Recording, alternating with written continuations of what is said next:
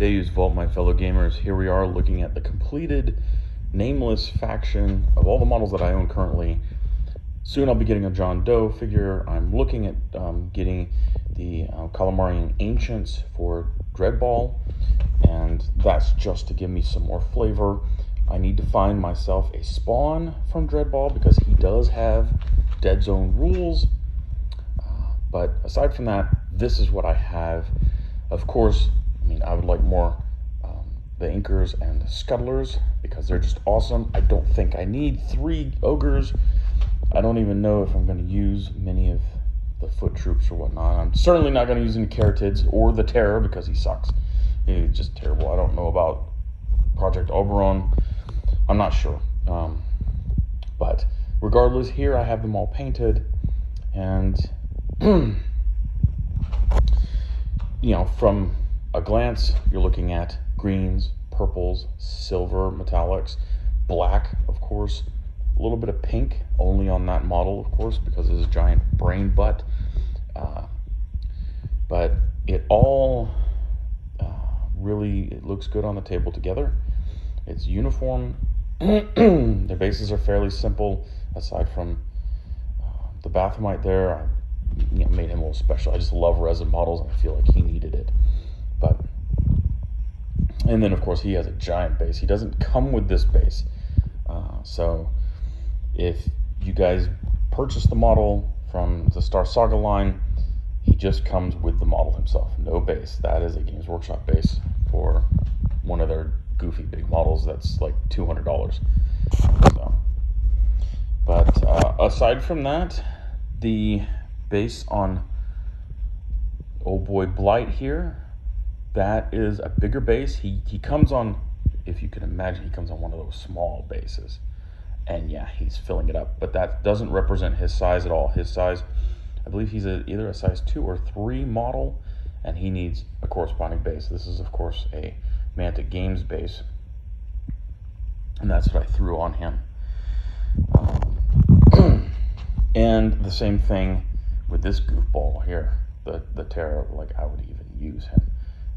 I really despise this model. I didn't do too much with him, to be honest. I was just like, yeah, he looks like Jay Leno, a terrible Jay Leno shrimp creature. These guys, I enjoy the Ogres.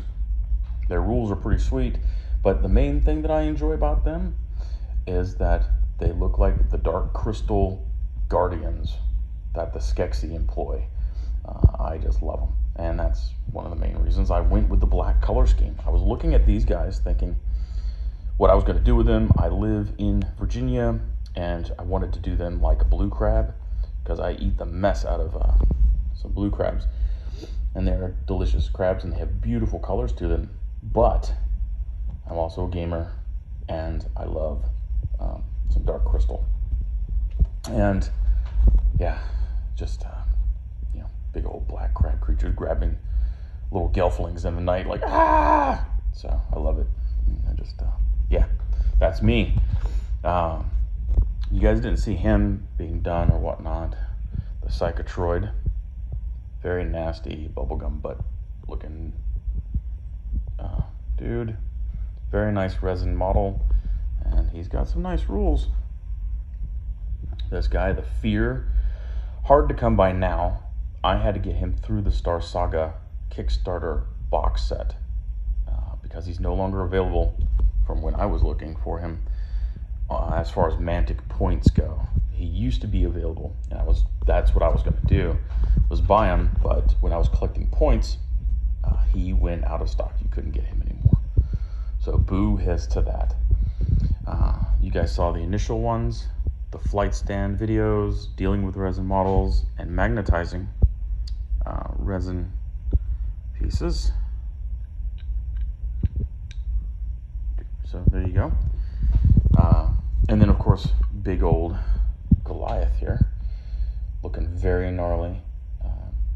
His green coat took a while to put on him, but he is now very happy, ready to join in the fight.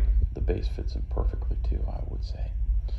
And he's just a very happy guy with a squiggly, gross beard. All of these guys have squiggly gross beards or squiggly gross faces in one shape, form, or another. So these guys took no time to paint. Very simple paint scheme, and you crank them out.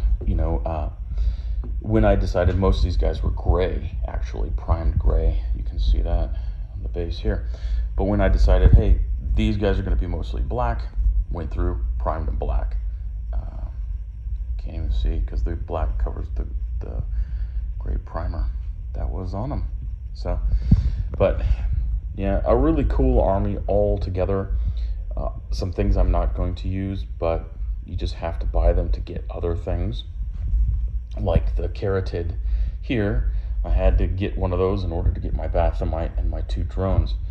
The drones are the only hackers in this force, so there you go. They're with objective-based, hacking-based, interactive terrain games. They're the only ones that can score points for me. I mean, I could try with the others, but with hackers, they score 2 points per successful hacking attempt. So bonus, you need them. I would, of course, love more inkers and more scuttlers, especially with their rule. And I love anything that creates smoke and blocks line of sight in a game. So, but I wanted to show you guys this, and you've seen all the different videos leading up to a full painted force. I don't know what I'm going to do yet.